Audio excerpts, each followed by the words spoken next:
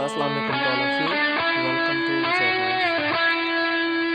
आजकल आप अगर न्यूज़ से इन टच है तो बड़ी एक पॉजिटिव खबर निकल के आ रही है कि जो यूनाइटेड नेशंस जनरल असेंबली के होने वाले प्रेसिडेंट हैं, जिन्होंने सितंबर में अपने पोस्ट को संभालना है, मिस्टर वोल्कन बोस्किर, वो रिसेंटली 9 और 10 अगस्त को पाकिस्तान विज़िट कर रहे हैं। तो इस लिहाज से हमें काफ़ी चीज़ों का पता होना चाहिए। इसमें यूनाइटेड नेशन जनरल असेंबली का पता होना चाहिए, वोल्कन बोस्किर के बारे में थोड़ा बहुत पता होना चाहिए, और उन्होंने किन किन से मुलाकातें करनी है पाकिस्तान से और किस किस इश्यूज़ पे बातें करनी है। इन तमाम चीज़ों को हम आज कवर अप करेंगे। तो आप यहाँ पे देख सकते हैं वोल्कन बोस्किर, जैसा कि जिस वक्त मैं वीडियो रिकॉर्ड कर रहा हूँ, ऑलरेडी पाकिस्तान पहुँच चुके हैं, और ये उनकी एक पिक्चर है जो कि हमारे फॉरेन मिनिस्टर शाह महमूद कुरैशी साहब के साथ है। Before going to lecture, let me tell you to subscribe the channel, press the bell icon. PDF के लिए आप व्हाट्सएप ग्रुप ज्वाइन कर लें, जिसका लिंक आपको डिस्क्रिप्शन में मिल जाएगा।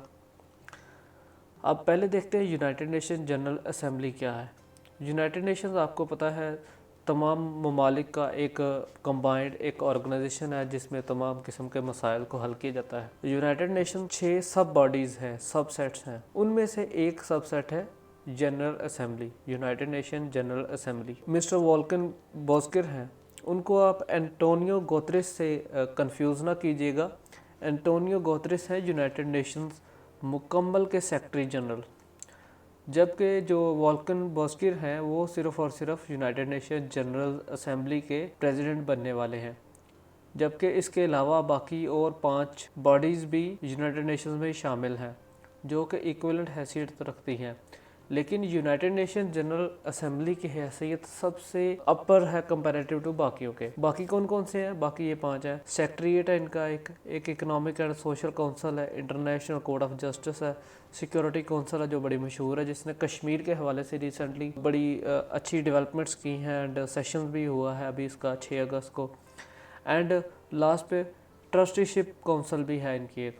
वोल्कन बोस्किर वो सिर्फ़ और सिर्फ यूनाइटेड नेशन जनरल असेंबली के प्रेसिडेंट बनने वाले हैं। तो अगर आपने डिटेल में देखना हो ये तमाम चीज़ें यूनाइटेड नेशन जनरल असेंबली और यूनाइटेड नेशंस के बारे में, तो यहाँ पे आप देखते हैं, इसको पास करके आप देख सकते हैं। इसमें तमाम चीज़ें बड़ी ही क्लासिफाइड चीज़ों में लिखी हुई हैं। यूनाइटेड नेशन जनरल असेंबली का हमें थोड़ा सा पता होना चाहिए। इसकी फॉर्मेशन कब हुई थी? 1945 में, एंड इसका हेडक्वार्टर है न्यूयॉर्क सिटी में। यूनाइटेड नेशंस का ओवरऑल जो हेडक्वार्टर है वो भी न्यूयॉर्क में ही है, और यूनाइटेड नेशन जनरल असेंबली का हेडक्वार्टर भी न्यूयॉर्क में ही है। एंड इसके मेंबर कंट्रीज़ कितने हैं? इसके मेंबर कंट्रीज़ उतने ही हैं जितने यूनाइटेड नेशंस के मेंबर कंट्रीज़ हैं, यानी कि 193 ऑल। अभी करंटली हेड कौन है इनका? अभी करंटली प्रेसिडेंट कौन है? मिस्टर तिजानी मोहम्मद बंदे। मिस्टर तिजानी मोहम्मद बंदे ये इनके प्रेसिडेंट हैं। वोल्कन बास्किर के बारे में हम थोड़ा सा जान लेते हैं। अब वोल्कन बास्किर एक तुर्किश नेशनल है, और ये पहली दफ़ा ऐसा हुआ है कि कोई तुर्क national United Nation general assembly का प्रेसिडेंट बन रहा है। ये इससे पहले ministry of European union affairs का चार्ज संभालते थे इन तुर्की।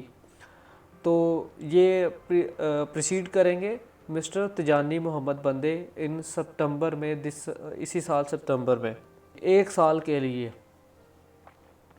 पाकिस्तान भी इस यूनाइटेड नेशन जनरल असेंबली का कभी प्रेसिडेंट रहा है, बिल्कुल रहा है जी। 1962 में मिस्टर सर ज़फ़रुल्लाह ख़ान, जो कि पाकिस्तान के सेकंड फॉरेन मिनिस्टर थे, वो 17th सेशन में प्रेसिडेंट बने थे। एंड अभी वोल्कन बास्किर बनने वाले हैं 75th सेशन के, यानी कि 75th काउंसिल के प्रेसिडेंट।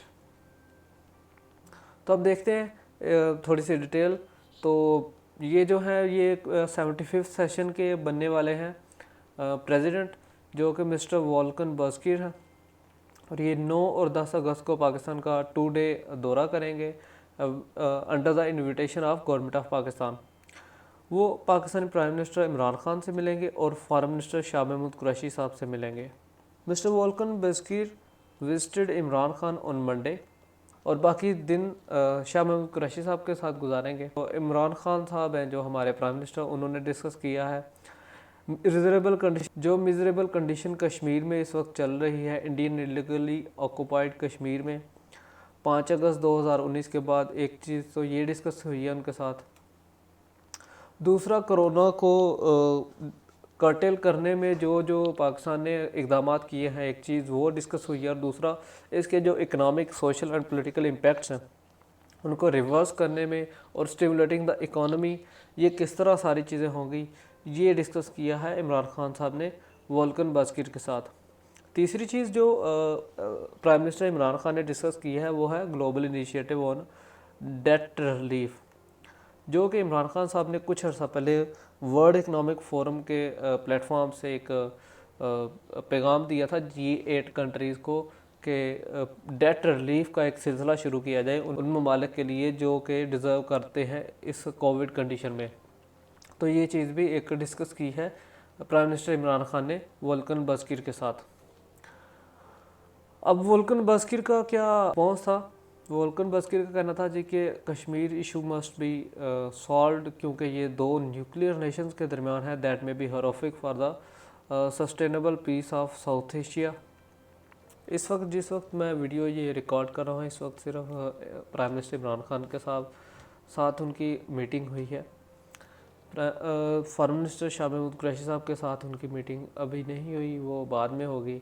तो उससे पहले ये वीडियो रिकॉर्ड कर रहा हूँ, इसलिए ये सिर्फ़ और सिर्फ प्राइम मिनिस्टर इमरान खान साहब के साथ जो मीटिंग का अहवाल है सिर्फ वही बता रहा हूँ। शाह महमूद कुरैशी साहब के साथ जो मीटिंग होगी उसको हम इंशाल्लाह नेक्स्ट वीडियो में कवर करेंगे।